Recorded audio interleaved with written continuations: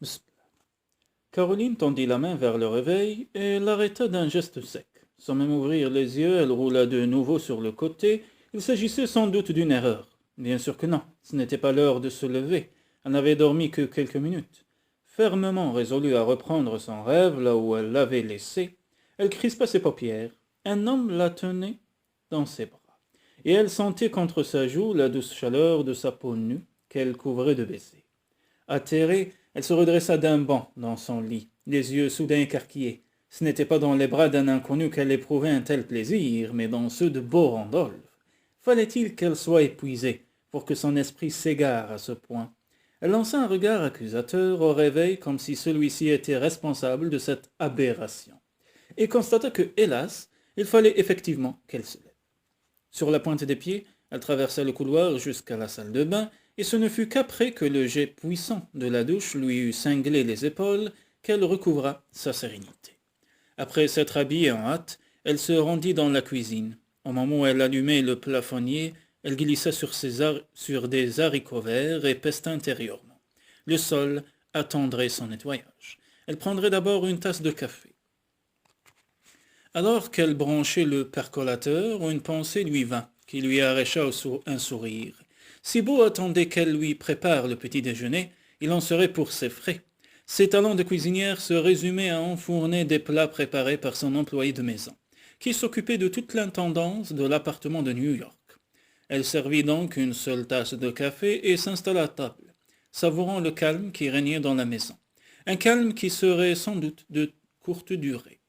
Après avoir passé une journée entière avec les jumeaux, elle en était arrivée à la conclusion que dès son retour à New York, il faudrait qu'elle trouve un autre logement. En effet, un appartement avec terrasse ne convenait pas à deux enfants en bas âge. Peut-être achèterait-elle une maison à Long Island, près de chez Sam, avec un grand jardin et une aire de jeu, car ces petits diables auraient de plus en plus besoin d'espace. Elle devrait aussi recruter une nourrice qui veille sur eux quand sa présence à l'entreprise serait indispensable. Depuis la disparition de Sam, elle ne comptait plus le nombre d'heures qu'elle y passait. Et, en tout cas, elle se montrait plus vigilante que Beau et exigerait de voir les références de ladite nourrice. Tout de même, il s'était vraiment comporté avec légèreté. Accueillir sous son toit la première inconnue venue. Elle aurait très bien pu être une dangereuse maniaque, ou une évadée d'un asile d'aliénés.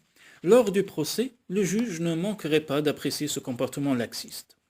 La jeune femme finit son café, l'œil rivé sur le sol. Il était temps d'agir car la maisonnée au grand complet ne tarderait pas à se réveiller. Munie d'un seau et d'une éponge, elle se mit à l'œuvre, tout en se demandant à quelle activité elle se serait consacrée au même moment à New York. Elle aurait sans doute encore été endormie, et sûrement pas en train de laver le sol. Au bout de quelques minutes, elle se redressa. Un sourire admiratif aux lèvres, c'était incroyable ce qu'un peu d'eau de savon et d'huile de coude pouvait accomplir. Un vrai miracle.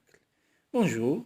La jeune femme sursauta et se retourna. Beau se tenait devant elle, vêtu en tout et pour tout d'un short et de chaussures de sport. La vue de son torse lui rappela ce rêve si perturbant, et elle s'empressa de détourner les yeux. Bonjour, répondit-elle en ramenant son regard sur le sol. Vous êtes bien courageuse ce matin. Je me suis dit qu'il fallait profiter du sommeil des enfants pour prendre un peu d'avance, fit-elle, se remettant à la besogne. À quelle heure se lèvent-ils d'habitude? Tout dépend de leurs insomnies. S'ils se rendorment vite, ils commencent à se manifester aux alentours de 6 heures. Si ce n'est pas le cas, ils restent au lit jusqu'à 7h30, parfois même 8 heures. Aujourd'hui, ils devaient faire la grasse matinée. Elle s'arrêta interdite et leva les yeux vers lui. Ils se sont réveillés cette nuit? Apparemment, vous avez un sommeil de plomb, répliqua-t-il en souriant. Mon Dieu, je suis désolé. Caroline soupira et se redressa. Comme je ne savais pas à quelle heure vous vous leviez d'habitude, je n'ai pas préparé de petit déjeuner et ne vous faites aucun souci. Je ne mange jamais le matin. Une tasse de café me suffit avant de partir travailler. Il baissa les yeux sur sa montre. Si je veux avoir le temps de courir un peu avant d'aller au bureau, j'ai intérêt à ne pas m'attarder. Je serai de retour dans une demi-heure, ajouta-t-il en se dirigeant vers la porte. Sur le seuil, Beau marqua une pause. Bien que le spectacle de votre chute de rein soit des plus plaisants, commença-t-il avec un grand sourire, je considère que ce serait injuste de ne pas vous dire que le balai et la serpillière sont rangés dans la buanderie.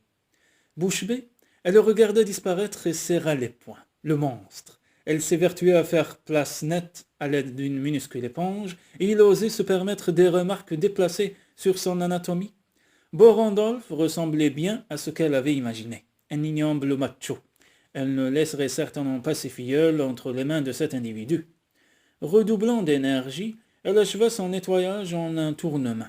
Puis elle s'octroyait une seconde tasse de café. L'œil rivé sur la fenêtre, les premières lueurs de l'aube striaient l'horizon de rose et de mauve. L'été approchait à grands pas maintenant. La jeune femme sourit, imaginant Brent étreinte sur la plage, au bord de l'océan. Un océan que ni Casey Corners ni Beau Randolph n'étaient en mesure d'offrir aux enfants. Elle, si. L'arrachant à ses projets, le sujet de sa colère apparut alors dans l'embrasure de la porte. Ouf, le jour se lève à peine et il commence déjà à faire chaud. Je pense que l'été sera lent et torride. Il avança vers l'évier pour se servir un verre d'eau, sa tasse de café à la main. Caroline fixait ce dos moite, musclé, qui semblait fait pour être caressé. Les sourcils levés, elle se demandait si le nettoyant ménager qu'elle avait utilisé ne dégageait pas des vapeurs hallucinogènes. Sinon, comment expliquer qu'une telle idée lui effleura l'esprit? Beau vida son verre, puis regarda autour de lui et émit un sifflement admiratif. Le carrelage est magnifique. J'avais oublié qu'il était moucheté de bleu, comme vos yeux. Il accompagna cette remarque de l'un de ces sourires énigmatiques si agaçants, puis quitta la pièce. Quelques instants plus tard, Caroline entendait des bruits d'eau provenant de la salle de bain. Si seulement il pouvait s'y noyer, mais elle n'eut pas le temps de jouir pleinement de cette vision, car les jumeaux commencèrent leur sérénade du matin. Une nouvelle journée commençait. Sous le jet tiède de la douche, Beau poussa un soupir de plaisir, et ce plaisir n'était pas seulement dû au bienfait de la douche.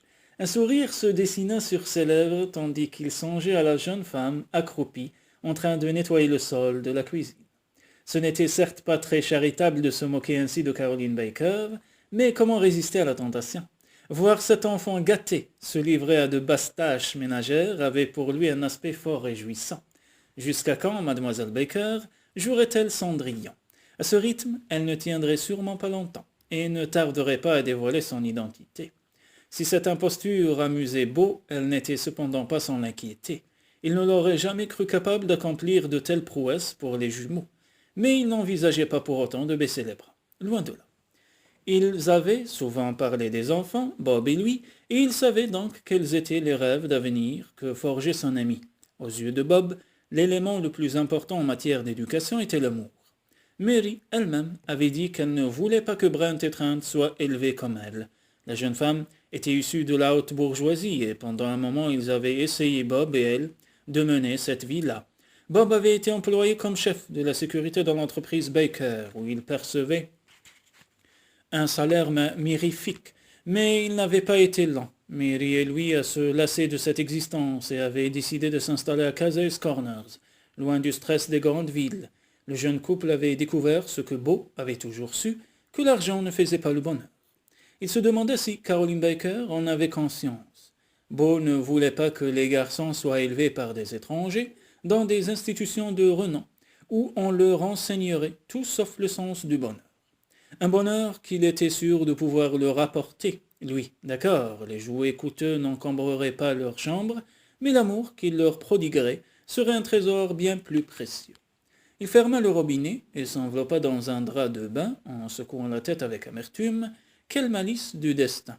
Jamais il n'aurait imaginé être attiré par la vilaine marraine.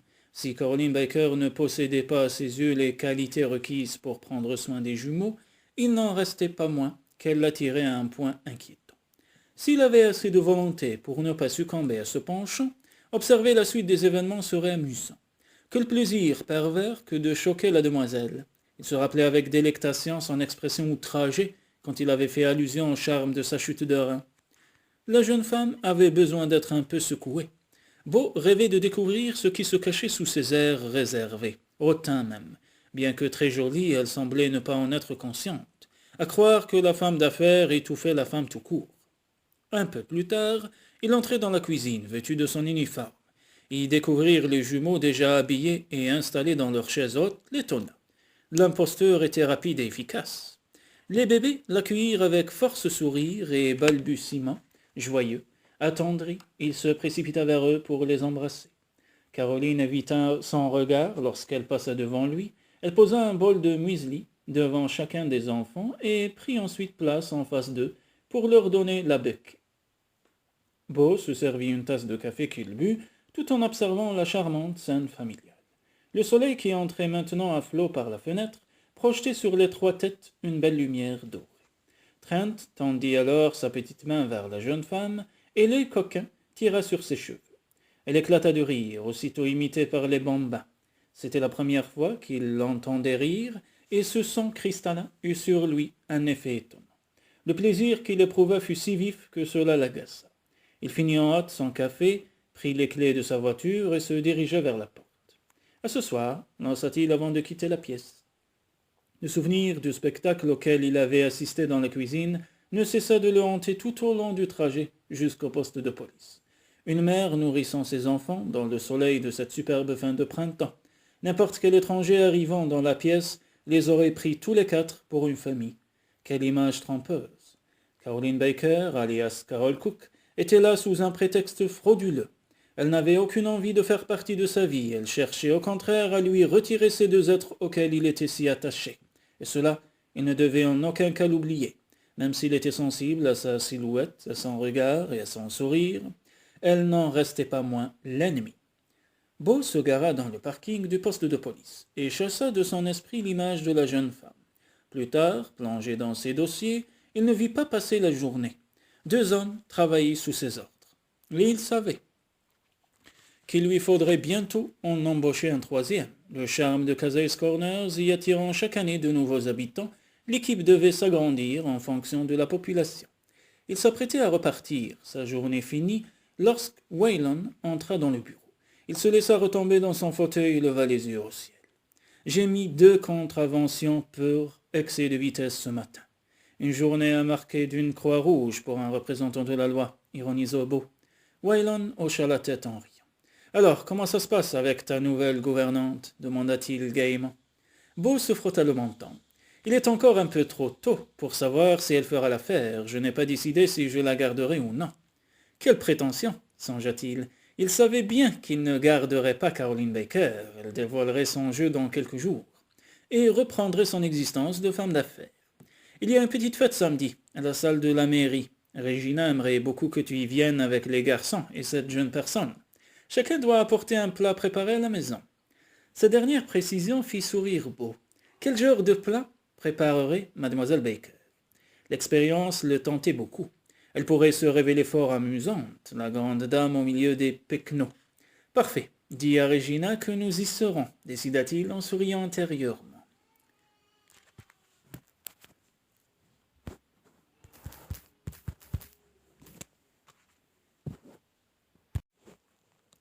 Il se leva soudain, pressé de rentrer chez lui, pour voir comment la jeune femme s'était tirée de cette deuxième journée dans la peau d'une gouvernante.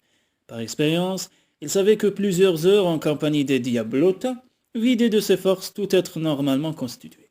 Après avoir laissé quelques dernières instructions à Wayland, il quitta le poste de police. Durant le trajet, il se prit une fois de plus à imaginer l'existence que mèneraient Brent et Trent si, par hasard, Caroline gagnait ce procès. Cette sombre hypothèse ne laissait pas de l'inquiéter. La jeune femme n'abandonnerait ni son travail ni les mondanités pour se consacrer à l'éducation des jumeaux. C'était certain. Pas plus qu'il n'envisageait lui-même de démissionner de son poste. Sur ce point, ils étaient à égalité. Si tout se déroulait pour le mieux, ils se marieraient et les garçons connaîtraient les joies d'un vrai foyer. Malheureusement, la seule relation à peu près sérieuse qu'il ait jamais eue remontait à si longtemps qu'il ne se rappelait même plus le motif de sa rupture avec la jeune femme. L'eau avait passé sous les ponts, et il avait eu entre-temps bien d'autres petites amies. Aucune, cependant, ne l'avait attiré comme l'attirait Caroline Baker. Conscient de ce que son esprit s'égarait sur un terrain dangereux, Beau s'agrippa au volant. Quels que soient les sentiments, ou plutôt les sensations qu'elle éveillait en lui, il ne devait pas oublier qu'elle appartenait au camp adverse. Il se gara dans l'allée de la maison, tout en remarquant que la pelouse avait besoin d'être tondue. Peut-être aurait-il ce week-end un peu de temps à consacrer au jardin. Il ignorait jusqu'à quand Caroline jouerait les gouvernantes, mais entendait bien tirer le meilleur profit de cette situation. Pendant qu'elle s'occuperait des garçons, il mettrait à jour toutes ses tâches en retard. Une appétissante odeur de hachis parmentier l'accueillit quand il franchit le seuil et il sourit. Normal, Wanda préparait toujours du hachis parmentier le mardi. Les hurlements des bébés provenant de la cuisine résonnaient dans toute la maison. Dès qu'il entra dans la pièce, il comprit d'un seul regard que Caroline avait eu une journée éprouvante. On aurait dit qu'elle ne s'était pas coiffée depuis une semaine, et de profonds cernes sombres soulignaient le bleu de ses yeux. Son chemisier vert pâle était constellé de taches diverses. Brun étreinte le reçurent avec des cris où se mêlaient la joie et l'énervement. « Salut les gars !» lança-t-il en leur ébouriffant les cheveux. Il s'assit à côté d'eux et se tourna vers la jeune femme qui était en train d'essuyer la vaisselle. Rude journée. Elle hésita une seconde avant d'acquiescer. Un peu, ils n'ont pas dormi de toute l'après-midi. Elle posa le torchon sur le dossier d'une chaise et se passa la main sur le front en un geste empreint de lassitude. « Vous avez la migraine ?» Cette fois encore, elle ne hocha la tête qu'à contre-cœur, comme s'il lui en coûtait d'avouer ses faiblesses. « Je devrais porter plus souvent mes lunettes, déclara-t-elle avec un soupir. « Et pourquoi ne le faites-vous pas ?» D'un geste du menton, elle désigna les jumeaux. Impossible avec eux. Beau fronçait les sourcils. « Excusez-moi, mais j'ai peur de ne pas vous suivre.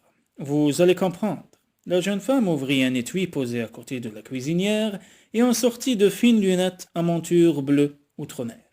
Elle les chaussa, puis se tourna vers les jumeaux. Le résultat ne se fit guère attendre. Ils la dévisagèrent, les yeux écarquillés, puis fondirent tous deux en larmes, exactement au même moment. Ce qui eut le don de plonger leur parrain dans un accès d'hilarité. « Ce n'est pas amusant, murmura-t-elle en rangeant les lunettes dans leur étui. Les garçons cessèrent aussitôt de pleurer. Beau crut voir le regard de la jeune femme s'embuer. C'était pourtant impossible, les marâtres ne pleuraient pas. « Je pense que les lunettes les effraient parce qu'ils n'ont pas l'habitude d'en voir, déclara-t-il, soudain embarrassé. Demain, je leur en achèterai une petite paire, en plastique à chacun. S'ils jouent avec, ils ne devraient pas plus avoir peur quand vous mettez les vôtres. Ce serait une bonne idée. » Elle sourit, et Beau fut une fois de plus subjugué par la métamorphose qui s'opérait sur son visage. Elle paraissait soudain si douce, si vulnérable. Il ne put s'empêcher de se demander combien de marchés elle avait remporté dans sa profession grâce à ce sourire. « Merci, reprit-elle, toujours souriante, vous me soulagez d'un grand poids. » Elle ouvrit le four et en sortit un plat en faïence. « Le dîner est prêt, annonça-t-elle, nous pouvons passer à table. » Comme il s'y attendait, le repas était composé de crudités et de hachis parmentier. Les jumeaux étaient particulièrement agités ce soir-là. Ils se mordaient les poings, se frottaient les yeux et ne manifestèrent pas grand intérêt à ce qu'il y avait dans leurs assiettes. « Ils m'inquiètent un peu, » déclara la jeune femme à la fin du dîner. « Ils ont été vraiment infernaux aujourd'hui et je crois qu'ils ont de la fièvre. »« À mon avis, il n'y a pas lieu de se faire du souci, » répliqua-t-il. « La dernière bouchée avalée. Ils doivent être en train de percer des dents. Je leur achèterai des anneaux de dentition demain. Et en attendant, nous mettrons des gants de toilette mouillés dans le freezer. Ils se calmeront et les mâchouilleront. Le froid apaise les gencives douloureuses. » Un sourire innocent aux lèvres et il se passa la main sur l'estomac. « Ce hachis parmentier était succulent. J'en reprendrai volontiers. » Caroline esquissa un sourire gêné. « Oh, je suis désolé, mais j'ai bien peur d'avoir vu un peu juste, il n'en reste plus. » Les joues toujours roses, elle se leva et commença à débarrasser la table. « La prochaine fois, je n'oublierai pas que vous avez bon appétit. » Et elle achèterait une part supplémentaire chez Wanda, songea-t-il amusé. Beau reporta son attention sur les bébés, qui s'agitaient de plus en plus et hurlaient à intervalles réguliers. Il se leva et avança vers eux. « Si ça vous convient, je vais les mettre au lit, pendant que vous rangez la cuisine. Vous m'avez dit qu'ils n'avaient pas dormi aujourd'hui, ils semblent épuisés. »« Très bien. » Comme le bruit décroissant dans le couloir, elle poussa un soupir de soulagement. « Seigneur, quelle journée !» Alors qu'elle ne s'occupait des jumeaux que depuis 48 heures, elle avait l'impression d'être vidée de toutes ses forces. Pour la première fois, elle comprenait que femme au foyer était un euphémisme, équivalent à femme aux travaux forcés. Aussi appréciait-elle vraiment le coup de main que lui apportait Beau. Il faisait preuve d'un savoir-faire qui la stupéfiait. À le voir, on aurait juré que tout était pour lui d'une simplicité enfantine, et les bébés semblaient l'adorer. Tout en remettant de l'ordre dans la pièce, elle se dit que les choses seraient fort différentes quand ils vivraient tous les trois à New York. Pendant la journée, une nourrice compétente veillerait sur ses filleuls, et le soir, ce serait elle qui s'en occuperait. Ils auraient 2 tantes aux petits soins pour eux, et jouiraient de tous les avantages qu'offre une grande ville quand on n'a pas de problème financier. Lorsque tout serait rentré dans l'ordre, elle rayonnerait elle aussi de bonheur, comme ces jeunes mères que l'on voyait dans les magazines. En attendant ces hypothétiques jours, elle continuait son chemin de croix, lavant la vaisselle et rangeant la cuisine. La dernière assiette enfin propre, elle traversa le couloir à pas feutrés et s'arrêta devant la porte de la chambre des garçons. On n'entendait que le grincement du fauteuil à bascule et la voix profonde de Beau, qui racontait à Brint et à Trent l'une de ces histoires abracadabrantes. La facilité avec laquelle il avait endossé le rôle difficile de père était réellement étonnante. La plupart des hommes qu'elle connaissait auraient hurlé à l'idée de perdre leur temps en racontant des histoires à des bébés de 10 mois. À vrai dire, la plupart des hommes qu'elle connaissait n'avaient aucune envie de goûter aux prétendues joies de la paternité. Comme l'histoire semblait tirer à sa fin, Caroline regagna la cuisine et prépara du café. Quelques minutes plus tard, Beau la rejoignit. Rien ne vaut une bonne odeur de café frais, fit-il, la mine gourmande. Si en boire une tasse, répliqua-t-elle en l'invitant à s'asseoir. Ils dorment? Oui, nous verrons bien jusqu'à quand. J'ai l'impression que ses dents les font beaucoup souffrir. Il la remercia tandis qu'elle posait un plateau sur la table et s'installait en face de lui. Caroline formula alors la question qui lui brûlait les lèvres. Comment faites-vous pour vous sentir aussi à l'aise avec ces petits? J'avais 10 ans quand ma mère a commencé à garder des enfants à la maison. Forcément, il y en avait toujours un qui souffrait de coliques, qui perçait les dents, ou autre. Et puis je crois que certaines personnes ont une sorte de 6e sens en ce qui concerne l'éducation des enfants. Caroline but une gorgée de café et regarda son interlocuteur avec une nonchalance étudiée.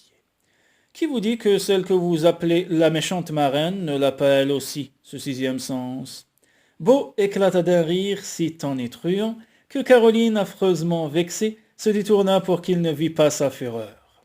Je suis prêt à parier qu'un piranha a plus d'instinct maternel qu'elle, ajouta Beau d'un ton péremptoire, quand son hilarité se fut calmée. Qu'est-ce qui vous permet d'affirmer une chose pareille? Répliqua Caroline avec aigreur. J'ai pourtant cru comprendre que vous ne l'aviez jamais rencontrée. Exact, mais je me suis forgé une image d'elle à travers les commentaires de Mary. Quel genre de commentaires? Insista-t-elle piquée au vif. Il eut un haussement d'épaule. Apparemment, Mary et cette femme ont longtemps été très proches. Elles fréquentaient toutes les deux la même école UP. Il s'interrompit pour boire son café. Et toujours d'après ce que disait Mary, reprit-il, j'ai cru deviner qu'il s'agissait d'une femme ambitieuse, qui se laissait guider par son désir de réussir, plutôt que par son cœur. J'en ai déduit qu'elle était rigide, si méthodique, qu'elle avait rayé toute spontanéité de sa vie. Elle s'est probablement plongée à cœur perdu dans la gestion de l'entreprise familiale, pour oublier que son existence était vide. Partagée entre la colère et l'embarras, Caroline s'agita sur son siège. Ce type était un mufle, de la pire espèce. Comment se permettait-il de dresser un tel portrait de quelqu'un qu'il n'avait jamais vu? Les bras croisés sur la table, il se pencha vers la jeune femme et esquissa un sourire. Physiquement, en revanche, je l'imagine plutôt séduisante. En fait, elle vous ressemblerait assez, si ce n'est qu'elle n'oserait jamais se montrer décoiffée, pas maquillée, et le chemisier sortant du pantalon. Instinctivement, Caroline repoussa ses cheveux en arrière et lissa de la main les pans de son chemisier. Sur le point de lancer à Beau que son emploi du temps ne lui permettait guère de station devant son miroir, elle se ravisa. Carol Cook se devait de rester insensible à ce genre de goujaterie. Je pense qu'elle a les yeux bleus, poursuivit-il sans la quitter du regard. Pas du bel azur des ciels d'été, non, mais un bleu plutôt polaire, comme les reflets d'un glacier. Que sa bouche est toute fine, ses lèvres perpétuellement pincées, une bouche de vieille fille, desséchée sur pied. Une vieille fille, desséchée sur pied, hein? Répéta la jeune femme d'un ton grinçant. Beau acquiesça avec une assurance qui lui donna envie de lui lancer sa tasse à la figure. Une personne aussi refoulée que cette Caroline Baker ne peut qu'avoir des lèvres pareilles, à force de les pincer à longueur de temps. Incapable de se contrôler plus longtemps, elle posa d'un geste brusque les 2 mains sur la table. Elle est peut-être rigide et structurée, et elle a peut-être une bouche comme une lame, mais elle connaît sûrement mieux que vous les contes de fées. » Sans attendre des réponses, elle quitta la pièce en trombe et se précipita dans sa chambre. Le désordre qui l'accueillit l'exaspéra, mais pas autant que ce beau Randolph, être stupide, borné et intolérant s'il en était. D'un geste rageur, elle souleva une pile de vêtements d'enfant et la posa sur la commode, déjà encombrée. Assise au bord du lit, elle soupira. Quel mal y avait-il à être méthodique? Il fallait bien qu'elle fonctionne ainsi pour mener à bien les multiples tâches qui lui incombaient. Elle avait dû fournir des efforts acharnés pour accéder au poste qu'elle occupait à présent et gagner le respect des hommes qui travaillaient sous ses ordres. De quel droit lui reprocherait-il d'être forte, indépendante et de s'investir dans ses fonctions? Jusque-là, elle avait toujours considéré ses traits de caractère comme des qualités. Pourtant, quand il les avait cités, il lui était apparu sous un jour qui ne lui plaisait pas du tout. De plus en plus agacée, elle se déshabilla avec des gestes saccadés. Il l'avait traité de refoulé. Non mais pour qui se prenait-il? Une brute. Voilà ce qu'il était. Une brute qui s'imaginait que toutes les femmes ont besoin d'être renversées sans ménagement dans le foin pour être heureuses. Elle se planta devant le miroir, comme pour vérifier l'inexactitude de la description de Beau, et le reflet lui renvoya l'image d'une femme aux lèvres pincées.